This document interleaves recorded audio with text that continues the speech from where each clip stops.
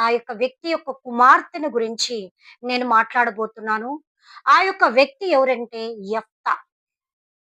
ఎవరండి? యెఫ్తా. ఆ యొక్క యెఫ్తా యొక్క కుమార్తెను గురించి పరిశుద్ధాత్మ దేవుడు ఈరోజు మనతో మాట్లాడబోచున్నాడు. మనం బైబిల్ గ్రంథాలు తెరిచినట్లయితే న్యాయాధిపతుల గ్రంథము 11వ అధ్యాయము 29వ వచనం నుండి 39 వచనం వరకు ఒక సంఘటన బైబిల్‌లో క్లియర్‌గా రాయబడింది.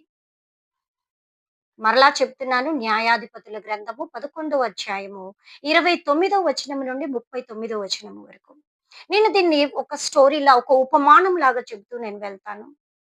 ఈ యొక్క యెఫ్తా ఆయన అమ్మోనీయుల మీదకి యుద్ధానికి వెళ్ళేటప్పుడు, దో హి వాస్ ఎ కింగ్, ఆయన యుద్ధానికి బయలుదేరి వెళ్తున్నప్పుడు రాజు అనుకోవచ్చు, నాకింత సైన్యం ఉంది, నేను వెళ్ళగలను, నేను జయించగలను, నేను ఇన్ని మందిని ఓడించాను, నాకు అసాధ్యమైంది లేదు అని తను అనుకోని ఉండొచ్చు.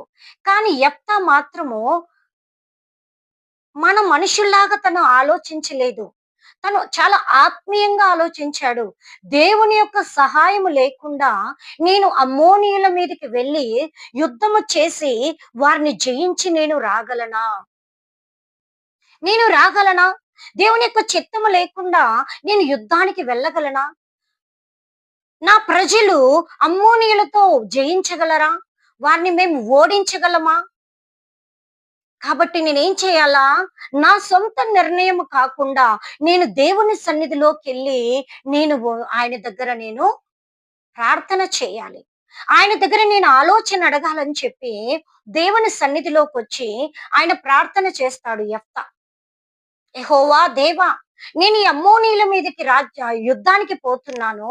ఈ అమ్మోనీయుల మీద నాకు గాని జయము నువ్వు అనుగ్రహిస్తే, నా ఇంటిలో నుండి ముందైతే ఏది నన్ను ఎదుర్కోవడానికి బయలుదేరుతుందో, లేదా నన్ను చూడటానికి నా ఇంటి నుండి ఏదైతే మొట్టమొదటిగా నా గురించి వస్తుందో, లేదా ఎవరైతే నా గురించి మొట్టమొదటిగా నా ఇంటి నుండి వస్తారో వారిని నేను నీకేం చేస్తాను?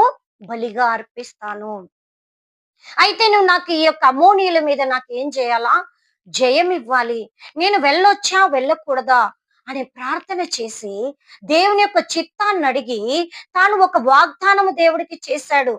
ఏదైతే నా ఇంటి ముందు నుండొస్తుందో, ఇంట్లో నుండి బయలుదేరొస్తుందో దాన్ని నీకు నేను బలి అర్పిస్తాను అని చెప్పి దేవుడి దగ్గర వాగ్దానము చేసి, ప్రామిస్ చేసి, దేవుడంటాడు, "ఓకే యెఫ్తా, నువ్వు వెళ్ళు. నీకు నేను ఈ జయాన్ని కలుగు చేస్తానన్నప్పుడు" ఈ యెఫ్తా బయలుదేరి అమ్మోనీయుల మీద యుద్ధము చేయడానికి యుద్ధాన్ని